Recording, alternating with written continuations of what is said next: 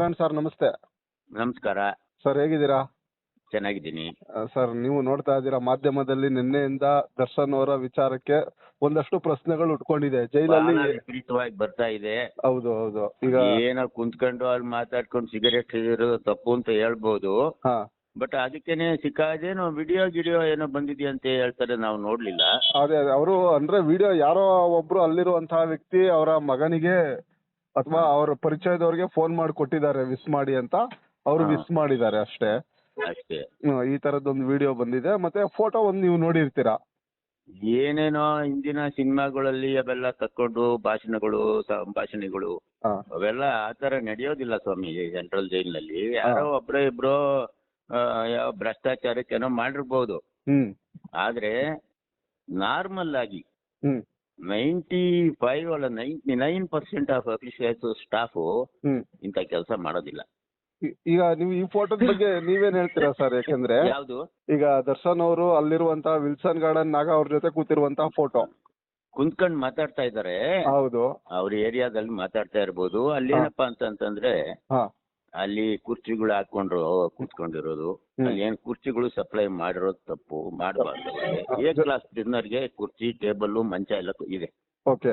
A class ಅಂತ ಇದು ತೀರ್ಮಾನ ಆಗ್ಬೇಕು ನ್ಯಾಯಾಲಯದಿಂದ ಆಗ್ಲಿ ಸರ್ಕಾರದಿಂದ ಆಗ್ಲಿ. ಎ ಕ್ಲಾಸ್ ಅಂತ ಕೊಟ್ರೆ ಅವ್ರಿಗೆ ಬೆಂಚು ಟೇಬಲ್ ಕುರ್ಚಿ ಮಂಚ ಎಲ್ಲ ಇದೆ. ಬೆಂಚ್ ಅಲ್ಲ, ಕುರ್ಚಿ ಟೇಬಲ್ ಮಂಚ. ಅವ್ರು ಆರಾಮಾಗಿ ಸಿಗರೇಟ್ ಸಹ ಸೇತಾ ಕೂತಿದ್ದಾರೆ ಜೊತೆ. ಅಲ್ಲ, ನಾವು ಕ್ಯಾಂಟೀನ್ ನಲ್ಲಿ, ನಮ್ಮಲ್ಲಿ ಕ್ಯಾಂಟೀನ್ ಇತ್ತು ಅವಾಗ. ಓಕೆ.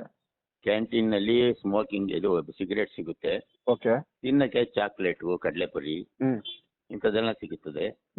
ಒಂದು 8-10 ಜನ ಸೇರ್ಕೊಂಡ್ ಬೇಕಾದ್ರೆ ಸ್ವೀಟ್ಸ್ ಮಾಡಿಸ್ಕೊಬಹುದು. ಓಕೆ. ಅಂದ್ರೆ ಸಿಗರೇಟ್ ಸಿಗುತ್ತೆ, ಅದೇ ಕೂಪನ್ ಸಿಗುತ್ತೆ ಅಂತ ಹೇಳಿದ್ರೆ ಕೂಪನ್ಗೆ. ಆದ್ರೆ ಈ ವಿಚಾರಣಾಧೀನ ಕೈದಿ ಆಗಿರುವಂತವ್ರು ಈಗ ಶಿಕ್ಷೆ ಅನುಭವಿಸ್ತಾ ಇರುವಂತಹ ಜೊತೆ ಮಾತಾಡೋ ಅವಕಾಶ ಸಿಗುತ್ತಾ ಸರ್ ಅಲ್ಲಿ? ಅಲ್ಲಿ ಓಡಾಡ್ತಾ ಎಲ್ಲಾದ್ರೂ ಹಾಸ್ಪಿಟ್ಲಾಗೋ ಎಲ್ಲೋ ಸಿಕ್ಕಿದಾಗ ಮಾತಾಡ್ತಾರೆ. ಓಕೆ. ಆದ್ರೆ ಕುಂತ್ಕೊಂಡು ಮಾತಾಡೋದು ಇವಕ್ಕೆಲ್ಲ ಅವಕಾಶ ಇಲ್ಲ. ಈಗ ಯಾಕಂದ್ರೆ ಈಗ ನೀವು ಸಾಕಷ್ಟು ವರ್ಷ ಸರ್ವಿಸ್ ಮಾಡಿರುವಂತವ್ರು, ಈಗ ಎಲ್ಲೋ ನಿಷ್ಠಾವಂತವಾಗಿ ಪ್ರಾಮಾಣಿಕವಾಗಿ ಕೆಲಸ ಮಾಡಿರ್ತೀರಾ. ಒಂದಷ್ಟು ಜನರ ಲೋಪಗಳಿಂದ ಈಗ ಸೆಂಟ್ರಲ್ ಜೈಲೇ ಸರಿ ಇಲ್ಲ ಅನ್ನೋ ಮಾತುಗಳು ಬರುತ್ತೆ. ಇದ್ರ ಬಗ್ಗೆ ಏನ್ ಹೇಳ್ತೀರಾ? ಯಾರೋ ಒಬ್ರು ಮಾಡಿರೋದಕ್ಕೆ ಎಲ್ಲರ ಮೇಲೂ ಬರ್ತದ ಅದು. ಎಲ್ಲ ಇಲಾಖೆನಲ್ಲೂ ಅಷ್ಟೇ. ಗೊತ್ತಾಯ್ತಾ? ಅದ್ ಬರ್ತದೆ, ಅದು ಬರಬಾರದು. ಆ ತರ ಸ್ಟ್ರಿಕ್ಟ್ ಆಗಿ ಮಾಡಬೇಕು. ಸರ್ವಿಸ್ ಮಾಡಬೇಕು.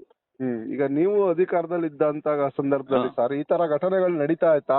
ಅಥವಾ ಇಲ್ಲ ಕದ್ದು ಮುಚ್ಚಿ ನಿಮ್ಮ ಗಮನಕ್ಕೆ ಬಂದಿರೋದು? ನಾವು ಅಲೋ ಮಾಡ್ತಲೇ ಇರ್ಲಿಲ್ಲ. ನಾವು ಖಂಡಿತ ಮಾಡ್ತಿರ್ಲಿಲ್ಲ. ನಂಗೆ ನೋಡಿ ಕೆಲವರು ಒಬ್ಬ ವಕೀಲರನ್ನೇ ಒಂದು ಚೆಕ್ ನನಗೆ ಕೊಟ್ಟು, ಸರ್ ನೀವ್ ಎಷ್ಟ್ ಬೇಕಾದ್ರೂ ಬರ್ಕೊಳ್ಳಿ, ಡೈಲಿ ಒಂದ್ ಬಾಟ್ಲಿ ಬಿಟ್ಬಿಡಿ ಅಂದ್ರೆ, ಯಾರೋ ಮೇಲಧಿಕಾರಿಗಳು ಜೈಲಿಗೆ ಬಂದಿದ್ರು ಅವಾಗ. ನಾನು ಹೈಕೋರ್ಟ್ಗೆ ಯಾವ್ದೋ ಒಂದು ಕೇಸ್ ಅಟೆಂಡ್ ಆಗಕ್ಕೆ ಹೋಗಿದ್ದೆ. ನಮ್ಮ ಹೈಕೋರ್ಟ್ ಮೇಲೆ ಎಷ್ಟೋ ಕಂಪ್ಲೇಂಟ್ಗಳು ಇರ್ತವೆ, ಅದನ್ನೆಲ್ಲ ಜಡ್ಜಿಗಳು ವಿಚಾರಣೆ ಮಾಡ್ತಾರೆ. ಆ ಟೈಮಲ್ಲಿ ನಾವಲ್ಲಿ ಹಾಜರಿರ್ಬೇಕು. ಹಂಗ ಹೋಗಿ ಮುಗಿಸ್ಕೊಂಡ್ ಬರುವಾಗ ಒಬ್ಬ ವಕೀಲರು ನಂಗೆ ಭೇಟಿ ಮಾಡಿ, ಸರ್ ಈ ತರ ನಮ್ಮ ಜನ ಇದ್ದಾರೆ, ದಯವಿಟ್ಟು ಡೈಲಿ ಒಂದೇ ಒಂದ್ ಬಾಟ್ಲಿ ಬಿಡಿ, ನೀವ್ ಎಷ್ಟ್ ಬೇಕಾದ್ರೂ ಬರ್ಕೊಳ್ಳಿ ಅಂತ ನನಗೆ ಚೆಕ್ ಕೊಟ್ರು. ಗೊತ್ತಾಯ್ತಾ? ನಾವ್ ಅದಕ್ಕೆಲ್ಲ ಒಪ್ಲಿಲ್ಲ ಬಿಡಿ. ಹಿಂದೆ ಎಲ್ಲ ಇಂಥವೆಲ್ಲ ನಡೆದವೆ. ನಾನು ಕಾರವಾರ ಜೈಲಿನಲ್ಲಿ ಇದ್ದಾಗ ಯಾವ ಒಬ್ಬ ಪ್ರಿಸನರ್ ಬರ್ತ್ಡೇ ಅವ್ನು ಬಂದು ಬಹಳ ಕೈ ಕಾಲಿಗೆ ಬಿಟ್ಬಿಟ್ಟ, ಸರ್ ಇವತ್ತೊಂದಿನ ಒಂದ್ ಬಾಟ್ಲಿ ಬಿಟ್ಬಿಡಿ. ನಾನ್ ಹೇಳ್ದೆ, ನೋಡಪ್ಪ ಬಿರಿಯಾನಿ ತಂದಿದ್ಯಾ ಬಿಡ್ತೀನಿ, ಸ್ವೀಟ್ಸ್ ತಗೊಂಬ ಬಿಡ್ತೀನಿ, ಆದ್ರೆ ಅದೊಂದು ಮಾತ್ರ ಕೇಳ್ಬೇಡ ಅಂತ. ಆಮಿಷಗಳು ಒಡ್ಡಿದ್ರು. ಬಹಳ ಬರ್ತವೆ. ಮತ್ತೆ ಯಾರು ನಮ್ಮ ಮೇಲಧಿಕಾರಿಗಳಾಗ್ಲಿ ರಾಜಕಾರಣಿಗಳಾಗ್ಲಿ ಅವನಿಗೆ ಡ್ರಿಂಕ್ಸ್ ಕೊಡಿ, ಗಾಂಜಾ ಕೊಡಿ ಅಥವಾ ಇದು ಕೊಡಿ ಅಂತ ಯಾರು ಹೇಳೋದಿಲ್ಲ. ಚೆನ್ನಾಗಿ ನೋಡ್ಕೊಳ್ಳಿ ಅಂತ ಹೇಳ್ತಾರಷ್ಟೇ. ನಮ್ ಇಡೀ ಸಮಾಜನೇ ಹೇಳ್ತದೆ, ಪ್ರಿಸನರ್ಸ್ ನ ಚೆನ್ನಾಗಿ ನೋಡ್ಕೊಳ್ಳಿ, ಟೈಮ್ ಟು ಟೈಮ್ ಊಟ ಕೊಡಿ, ಒಳ್ಳೆ ಊಟ ಕೊಡಿ. ಹಣ್ಣು ಹಂಪಲು ಕೂಡ ತಪ್ಪಿಲ್ಲ ಅಲ್ವಾ? ಕೊಡ್ಬೋದು, ತಪ್ಪಿಲ್ಲ. ಅವರೇ ಎಷ್ಟೋ ಜನ ಈ ನಾನ್ ಗವರ್ನಮೆಂಟ್ ಆರ್ಗನೈಸೇಷನ್ NGOs ಬಂದು ಹಾಸ್ಪಿಟಲ್ ಸುಮಾರು 200 ಜನ ಪ್ರಿಸನರ್ಸ್ ಅಡ್ಮಿಷನ್ ಇರ್ತಾರೆ. ಎಲ್ಲಾ ಜೈಲುಗಳು ನಮ್ ಸ್ಟೇಟ್ ನಲ್ಲಿ ಒಂದು 100 ಜೈಲಿದೆ. ಅಲ್ಲಿಂದ ಸೀರಿಯಸ್ ಆಗಿರೋರ್ನೆಲ್ಲ ನ್ಯಾಯಾಲಯದ ಪರ್ಮಿಷನ್ ಅಥವಾ ನಮ್ಮ IG ಪರ್ಮಿಷನ್ ತಗೊಂಡು ಇಲ್ಲಿ ಕಳಿಸ್ಬಿಡ್ತಾರೆ ಬೆಂಗಳೂರಿಗೆ. Jayadeva hospital, Kidwai cancer hospital, TB sanatorium, national TB sanatorium ಇದೆ. ಅಲ್ಲಿ ಇಂಥ ಕಡೆ ಎಲ್ಲೆಲ್ಲ ಅಡ್ಮಿಷನ್ ಮಾಡಿ ನಾವು ಟ್ರೀಟ್ಮೆಂಟ್ ಕೊಡಿಸ್ತೀವಿ, ಆಪರೇಷನ್ಗಳು ಮಾಡಿಸ್ತೀವಿ, ಇವರೆಲ್ಲ ಇಲ್ಲಿ ಕಳಿಸ್ಬಿಡ್ತಾರೆ. ಇಲ್ಲಿಂದ ಟ್ರೀಟ್ಮೆಂಟ್ ಆದ್ಮೇಲೆ ಮತ್ತೆ ವಾಪಸ್ ಕಳಿಸ್ತೀವಿ ಅವ್ರವ್ರ ಜೈಲಿಗೆ. ಕೆಲವರು ಇಲ್ಲೇ ಸತ್ತೋಗ್ಬಿಡ್ತಾರೆ. ಓಕೆ. ಆದ್ರೆ ಇಂಥ ಸಂದರ್ಭದಲ್ಲಿ ನೀವು ಒಳ್ಳೆ ಈಗ ನೀವ್ ಹೇಳಿದ್ರಿ ಹಣ್ಣು ಹಂಪಲು ಒಳ್ಳೆ ಊಟ ಕೊಡೋದು ಓಕೆ. ಈಗ ಒಂದಷ್ಟು ಜನ ಆರೋಪ ಮಾಡ್ತಾರೆ ದುಡ್ಡು ಕೊಟ್ರೆ ಏನ್ ಬೇಕಾದ್ರೂ ಸಿಕ್ಬಿಡುತ್ತೆ, ಡ್ರಗ್ಸ್ ಸಿಗುತ್ತೆ. ಇವಾಗ್ಲೂ ಹೇಳ್ತೀನಿ, ನಾನು 40 ವರ್ಷ ಸರ್ವಿಸ್ ಮಾಡಿದ್ದೀನಿ. ನಾನು ಯಾವ ದೇವ್ರ ಮೇಲೆ ನಮಗೆ ನಂಬಿಕೆ ಇದೆ. ದೇವ್ರ ಮೇಲೆ ಆಣೆ ಮಾಡಿ ಹೇಳ್ತೀನಿ, ನಮ್ಮ ಭಾರತೀಯ ಮಾತೆಯ ಮೇಲೆ ಆಣೆ ಮಾಡ್ತೀನಿ. ದೇವ್ರ ಹಣೆ ದುಡ್ಡು ಕೊಟ್ರೆ ಎಲ್ಲ ಸಿಗ್ತದೆ ಅನ್ನೋದು ತಪ್ಪು. ಯಾವನೋ ಒಬ್ಬ ತಗೊಂಡಿರ್ಬೋದು ಅಷ್ಟೇ, ಏನೋ ಯಾವ್ದೋ ಬೇರೆ ಬೇರೆ ರೀತಿನಲ್ಲಿ. ನಾನು ಹೇಳಿದ್ನಲ್ಲ, ಕೆಲವರು ನಮ್ ಜೈಲರ್ಸ್ ಅಸಿಸ್ಟೆಂಟ್ ಸೂಪ್ರೆಂಟ್ಸ್ ಇಂಟರ್ವ್ಯೂ ಕೊಡುವಾಗ ಇದ್ರು, ANS ನಲ್ಲಿ ಸೇರ್ಕೊಂಡ್ಬಿಡೋರು ಗಾಂಜಾನ. ಮಾತಾಡ್ತಿದ್ದಂಗೆನೆ ಅವ್ನ್ ಏನ್ ಮಾಡ್ತಾನೆ, ಹೊರಗಡೆಯಿಂದ ಬೆರಳುಗಾತ್ರ ಇದ್ರಲ್ಲಿ ಗಾಂಜಾ ಒಳಗಡೆ ಇಟ್ಕೊಂಡು ನೈಸ್ ಆಗಿ ಎಣ್ಣೆ ಒಂದಿಷ್ಟು ಏನೋ ಅಥವಾ ಏನೋ ಅದನ್ನ ತಮ್ಮ ANS ನಲ್ಲಿ ಕೂರ್ಸ್ಕೊಂಡ್ಬಿಡೋರು. ಗೊತ್ತಾಯ್ತಾ? ಅದನ್ನ ಹಾಸ್ಪಿಟಲ್ ಅಲ್ಲಿ ತಗ್ಸಿದೀವಿ ಕೆಲವು ಸಾರಿ ಚಿಮಟಾದಲ್ಲಿ. ಒಂದು ಪಪಾಯದಲ್ಲಿ ಹಾಕೊಡ್ತಾರೆ, ಎಳ್ನೀರ್ ಬೋರ್ಡಿನಲ್ಲಿ ಹಾಕೊಡ್ತಾರೆ. ಏನೋ ಆರೋಗ್ಯ ಸರಿ ಇಲ್ಲ ಅಂತ ನಾವು ಎಳ್ನೀರ್ ಬಿಟ್ರೆ ಅದರಲ್ಲಿ ಗಾಂಜಾ ತುಂಬಿಟ್ಟಿರ್ತಾರೆ. ಇವನ್ನೆಲ್ಲ ಹಿಡಿದು ಅವ್ರಿಗೆ ಪನಿಷ್ಮೆಂಟ್ಗಳು ಕೊಟ್ಟಿದ್ದಾರೆ. ಗೊತ್ತಾಯ್ತಾ? ಆದ್ರೆ ಒಂದಷ್ಟು ಜನ ನೀವು ನೋಡಿರ್ತೀರಾ ಟಿವಿ ಮಾಧ್ಯಮಗಳಲ್ಲಿ ಗಮನಿಸಿರ್ತೀರಾ, ದುಡ್ಡು ಕೊಟ್ರೆ ಹುಡುಗಿನೇ ಸಪ್ಲೈ ಮಾಡ್ಬಿಡ್ತಾರೆ. ಅಂದ್ರೆ ಕಾನೂನು ಅಷ್ಟು ಹಾಳಾಗ್ಬಿಟ್ಟಿದ್ಯಾ ಅನ್ನೋ ಒಂದಷ್ಟು ಪಾಪ ಗೊತ್ತಿಲ್ಲದೆ ಇರೋರಿಗೆ ಸಹಜವಾಗಿ ಪ್ರಶ್ನೆಗಳು ಬರುತ್ತೆ. ಸೆಲಿಬ್ರಿಟಿ ಅಂತ ನೀವು ಹೇಳ್ತಿರಲ್ಲ, ಹೌದು, ಅವನು ಮರ್ಡರ್ ಮಾಡಿರ್ಬೋದು, ಏನೋ ಮಾಡಿರ್ಬೋದು. ಆದ್ರೆ ಅವನಿಗೆ ಅದಕ್ಕೆ ಈಕ್ವಲ್ ಆಗಿ ಅವನು ಹೊರಗಡೆ ಸಮಾಜದಲ್ಲಿ ಅವನಿಗೆ ಒಂದು ಇದಿದೆ, ಗುರ್ತಿದೆ. ಹೌದು, ಏನು ಮನರಂಜನೆ. ಈಗ ಡಾಕ್ಟರ್ ರಾಜ್ಕುಮಾರ್ ನಮ್ಗೆ ಮನರಂಜನೆ ತಾನೇ ಕೊಟ್ಟಿದ್ದು. ಹೌದೌದು, ಖಂಡಿತವಾಗಿ. ಅದಕ್ಕೆ ತಾನೇ ಅವ್ರಿಗೆ ನಾವು ಅಷ್ಟೊಂದು ಗೌರವ ಕೊಟ್ಟಿದ್ದು. ಹೌದು ಅಲ್ವಾ? ಹೌದು. ಹಂಗೆ ಯಾವುದೇ ನಟ ಆಗ್ಲಿ, ನಾವು ಬಿ ಸರೋಜಾದೇವಿ ಆಗ್ಲಿ, ಕಿತ್ತೂರು ಜನಮ್ಮನ ಪಾತ್ರ ಮಾಡಿ ನಮ್ಮ ಮನಸ್ಸು ಗೆದ್ದಿದ್ಲು. ಹಂಗೆ ದರ್ಶನ್ ಕೂಡ ಮಾಡಿದ್ದಾನೆ. ಅವ್ನಿಗೆ ಏನೋ ಒಂದಿಷ್ಟು ಕರುಣೆ ತೋರಿಸ್ಬಹುದು, ಇಲ್ಲ ಅಂತ ಹೇಳಕ್ ಆಗಲ್ಲ. ಆದ್ರೆ ಅವನು ಈ ತರ ಮೊನ್ನೆ ಏನ್ ಫೋಟೋದಲ್ಲಿ ಬಂದಿದೆ ಹಂಗ್ ಮಾಡಬಾರ್ದು.